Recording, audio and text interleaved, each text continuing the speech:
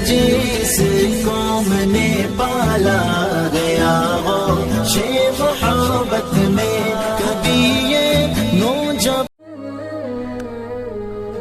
نحمده ونصلي رسوله الكريم اما بعد. اللہ فضل و کرم اور اس کا انعام و احسان ہے کہ اس نے ہمیں ایسے جلیل القدر اور عظیم المرتبت والدین عطا فرمائے جنہوں نے ہماری تربیت و نگرانی زیور علم سے آراستہ کرنے اور اسلامی آداب سے مالا مال کرانے میں کوئی کسر نہیں چھوڑی. باری تعالی ہمارے محترم والدین کو اس کی بہترین جزا اور بدلہ مرحمت عطا فرمائے. حضرت والد صاحب نور اللہ مرقدہ نظام الہی کے مطابق اس دنیا دنی کو چھوڑ کر ہمیں روتا بلکتا چھوڑ کر اپنے خالق حقیقی سے جا ملے.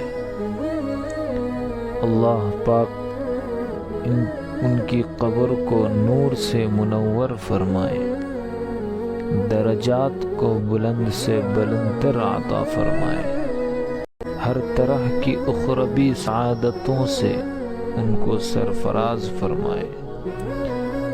لیکن الحمدللہ والدہ محترمہ بقائد حیات ہے. اب وہی ہماری ماں ہے اور وہی باپ ہے. باری تعالی صحت و سلامتی کے ساتھ ان کے سائے عاطفت کو ہمارے سروں پر دراز فرمائے.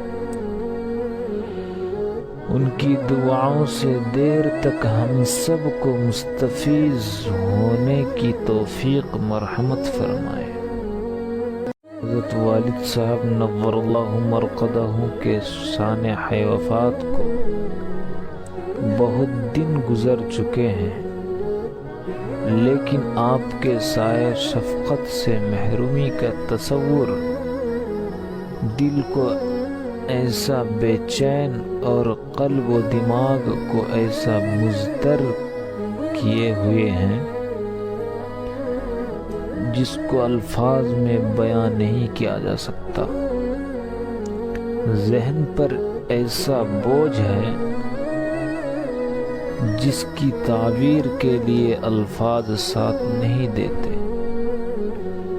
سچائی یہ ہے کہ زندگی میں ہم نے والد صاحب حضرت والد ماجد نور اللہ مرقدہ کی وہ قدر اور خدمت نہیں کی جس کے وہ مستحق تھے. آج رہ کر ان کی شفقتوں کا، عنایتوں کا، اصلاح کا ایک ایک بات اس طرح یاد آ رہا ہے جو آنکھوں سے بہنے والے اشکوں کو تھمنے نہیں دے رہا. قدم قدم پر ان کی یاد ستاتی ہے. ہر وقت ان کا خوبصورت چہرہ، شفقت بھری گفتگو نگاہوں کے سامنے اور ذہنوں و دماغ کے اندر رہتی ہے. اب کون ایسا ہوگا جو ہماری حرکات و سکنات پر اور احوال پر گہری نظر رکھنے والا ہو اور کسی بھی معاملے میں ذرا بھی غلط روش اختیار کرنے پر روک ٹوک اور تنبیہ سے کام لینے والا ہو. حقیقت یہ ہے کہ جب تک حضرت والد ماجد نور اللہ مرقدہ کے سایہ شفقت میں زندگی گزر رہی تھی تو ہم بڑے بے فکر تھے۔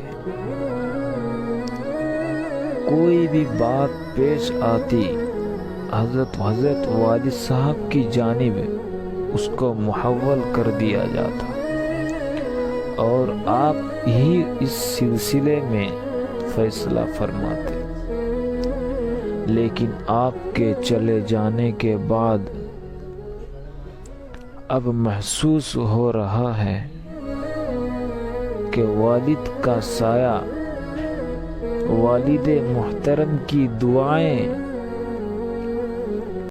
والد محترم کا وجود انسان کے لیے اللہ پاک کی کتنی بڑی نعمت ہوتی ہے، اللہ کا کتنا بڑا احسان ہوتا ہے۔ بہرحال اللہ کے فیصلے پر ہم راضی ہیں۔ جو وقت مقرر ہے انسان کے چلے جانے کا، انسان کے دنیا سے جانے کا، اس میں کوئی تقدم و تاخر ممکن ہی نہیں۔ باری تعالی ہم سب کو صبر و سکون عطا فرمائے، اور حضرت والد صاحب علیہ الرحمہ نے ہمارے لیے جو روشن نقوش چھوڑے ہیں اس پر عمل ہمارے لیے آسان فرمائے۔ حضرت والد صاحب علیہ الرحمہ ایسی شفقت فرماتے تھے اور ایسی نگرانی فرمایا کرتے تھے۔ آپ ہمارے صرف شفیق والد ہی نہیں بلکہ مخلص ترین استاد و مربی و سرپرست و نگراں بھی تھے۔ ہمیں ہر معاملے میں آج تک ان کے سامنے جواب دہ ہونا پڑتا تھا۔ تدریسی مجبوریوں کی باعث ان سے دور رہنے کے باوجود بھی وہ پورے طور پر احوال سے ایسے باخبر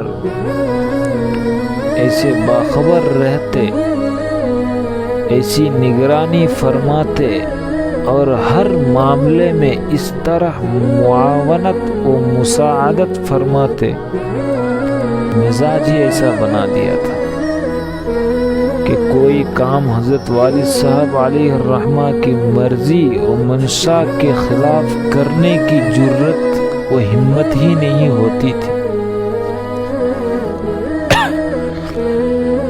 کسی لمبے سفر پر جانا ہو یا کوئی اور معاملہ پیش ہو، جب تک والد صاحب کی طرف سے اجازت نہ ہوتی مجال نہیں تھی کہ ہم ایک قدم آگے بڑھائیں۔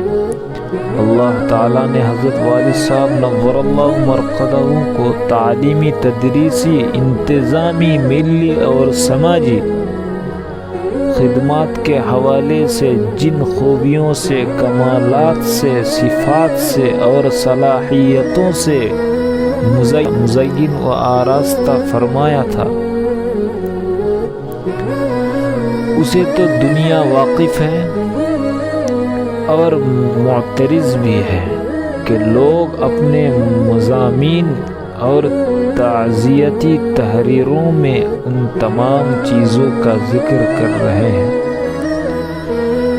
ہمیں بھی اس مختصر سی گفتگو میں نہیں جانا، ہمیں تو اس موقع پر حضرت والد صاحب علیہ الرحمہ کی زندگی کی بعض ان نمایاں صفات کو ذکر کرنا ہے جو بہت ممتاز طریقے سے آپ کی زندگی کے اندر مشاہدے میں آتی تھی۔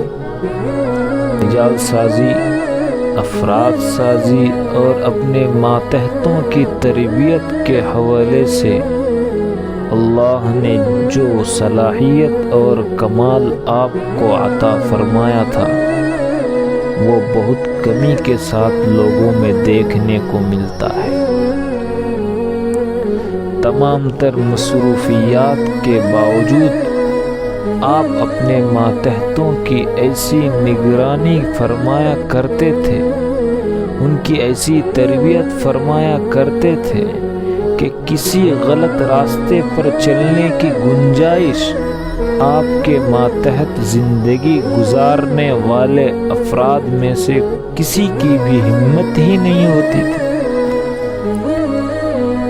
ہم نے باضابطہ اگرچہ سال عربی اول میں نحو میر کتاب آپ سے پڑھی ہے، اس سے پہلے کوئی کتاب حضرت والد صاحب علیہ الرحمہ سے پڑھنے کا موقع نہیں ملا، لیکن حفظ کلام اللہ سے لے کر درجات عربیہ کی تعلیم تک حضرت والد صاحب علیہ الرحمہ ہمہ وقت ہمارے لیے ہمارے سلسلے میں بڑے فکر مند تھے، بے فکر تھے۔